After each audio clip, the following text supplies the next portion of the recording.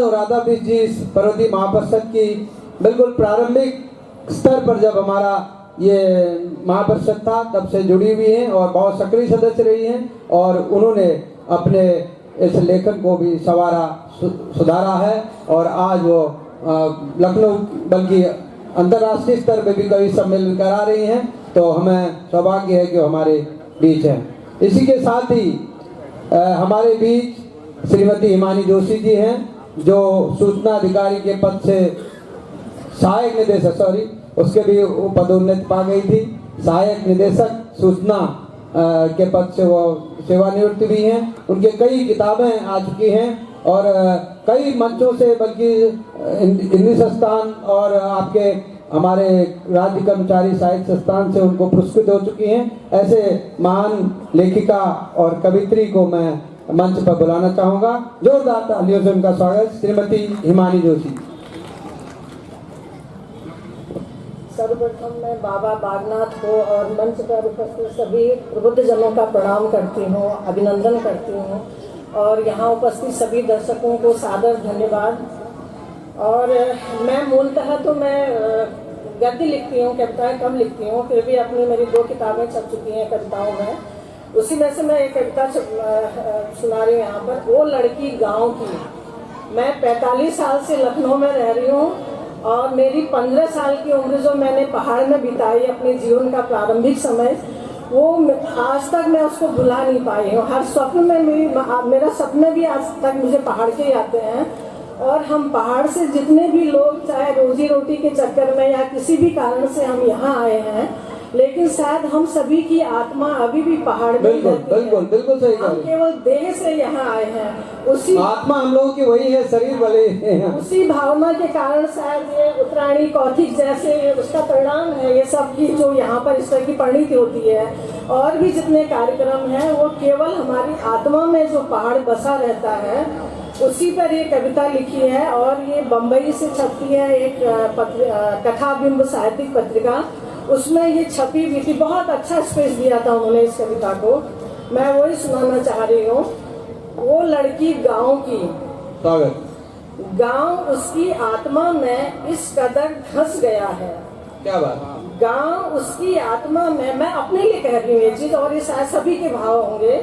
गांव उसकी आत्मा में इस कदर धंस गया है कि शहर की चकाचौंध भी उसे कभी अपने अधेरे गांव से निकाल नहीं पाई है। वो लड़की गांव की बड़ी बेढब सी है, खाती है शहर का, ओढ़ती है शहर को, फिर भी गाती है गांव को। उसके गमले में लगा पीपल बरगद का बोनसाई जब पंखे की हवा में हरहराता है और उसके बैठक में एक सम्मोहन सा पैदा करता है। वो लड़की गांव की खो जाती है 40 साल पहले के अपने गांव में और झूलने लगती है अपने खेत में खड़े बुजुर्ग मालू के पेड़ को। क्या? बुजुर्ग मालू के पेड़ की मजबूत बाहों में पड़े प्राकृतिक झूलों में। क्या बात। हिनोई। हाँ, अब किसी भी गांव में उसका कुछ नहीं है। अब किसी भी गांव में उसका कुछ नहीं है सिवाय यादों के। अब आगे की पंक्तियों में गौर कीजिएगा। वो लड़की थी इसलिए किसी भी खसरा खतौनी में उसका जिक्र नहीं है। क्या बात है, क्या बात। हाँ, मार्मिक। इसलिए किसी खसरा खतौनी में उसका जिक्र भी नहीं है। शहर में ब्याही वो लड़की, शहर में ब्याही वो लड़की गांव को अपनी सांसों में बसाई है अब तक। क्या? वो लड़की गांव को अपनी सांसों में बसाई है अब तक। काफल, बांज, चीड़, देवदार, बड़म्योल, उतीस के पेड़ों को, सभी नौलों, धारों, गाढ़ गदेरों और बहते झरनों को, लाल रसीले काफलों को, पीले रस टपकाते हिसालुओं को, सभी डानों और बुग्यालों को। वो लड़की गांव की बड़ी खुदगर्ज है। वो लड़की गांव की बड़ी खुदगर्ज है, केवल अपनी देह को शहर में लाई है। क्या केवल अपनी देह को शहर में लाई है, आत्मा अपनी बचपन के उसी गांव में कहीं छोड़ आई। क्या बात है, बहुत तालियां जोरदार। आत्मा अपने बचपन के सभी के उसी साथ गांव में कहीं छोड़ आई है। शायद हम सभी की ये बहुत बिल्कुल सही। अपनी माँ को समर्पित एक कविता और सुनाना चाहते हैं। बिल्कुल है।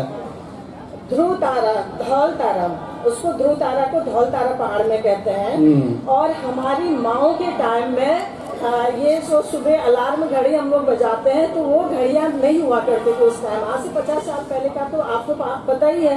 अब तो उत्तराखंड भी बहुत बदल चुका है।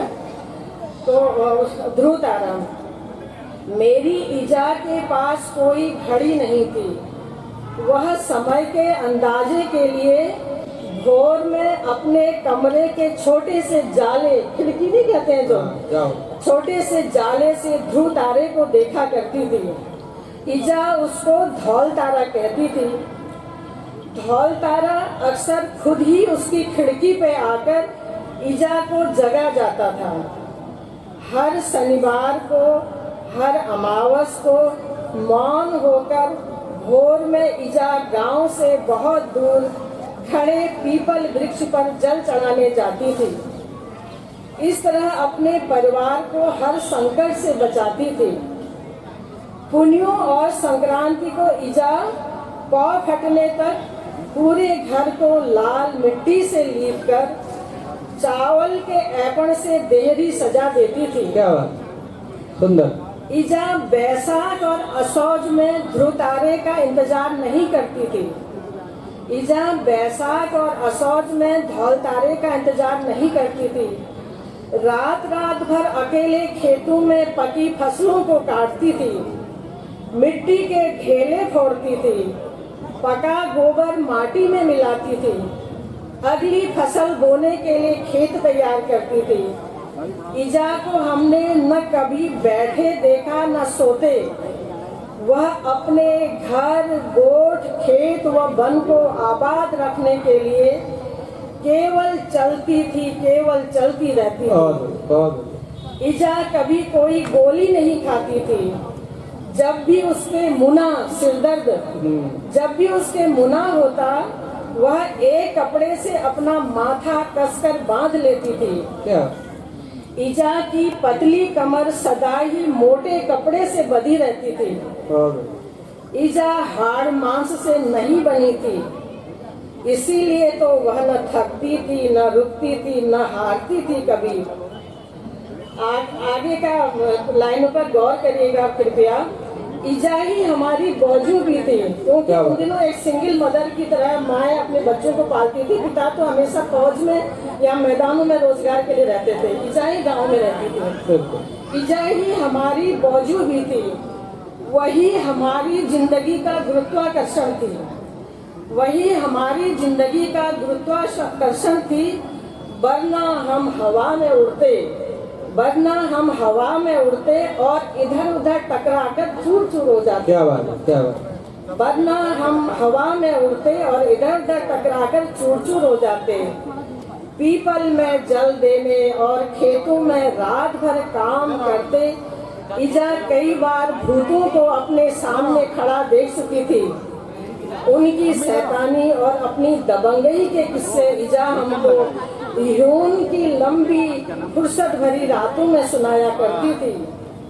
अब ईजा नहीं रही, अब ईजा नहीं रही, अब हम भी गांव के नहीं रहे, अब हम भी गांव के नहीं रहे। लेकिन मुझे यकीन है, लेकिन मुझे यकीन है वो धौल तारा अब भी हमारी खिड़की से अंदर झांकता होगा। क्या बात है, क्या बात। वह धौल तारा अब भी हमारी खिड़की से भीतर झांकता होगा और ईजा को ढूंढता जरूर होगा। जोरदार तालियां, बहुत सुंदर।